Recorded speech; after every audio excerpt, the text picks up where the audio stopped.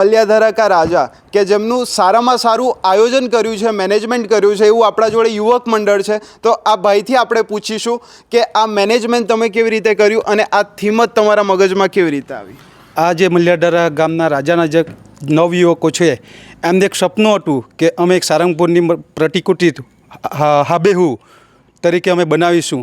એમના માટે અમારા નવયુવક મંડળોએ આજે લાસ્ટ 3 મહિનાથી રાત્રે દિવસે ઉજાગરા કરીને જે થીમ બનાવી છે, અમે ધારવા કરતાં પણ સારું અમારું પ્લાનિંગ થયું છે. એમના માટે અમને ગર્વ છે. અને આ જે બી પ્રતિકૃતિ બની છે એ અમે મંડળના તો આ બધા જ સભ્યો જે નવયુવકના મંડળના સભ્યો છે તે બધે જાતે પોતપોતાની મહેનતથી જેમને જે આવડત આવે તે રીતના અમે કામ પૂરું પાડ્યું છે. બરાબર. જ્યાં એમને કીધું કે 3 મહિના અગાઉથી એ લોકોએ તૈયારી શરૂ કરી દીધી હતી ત્યારે આટલો ભવ્ય મંડપનો નિર્માણ થયો છે.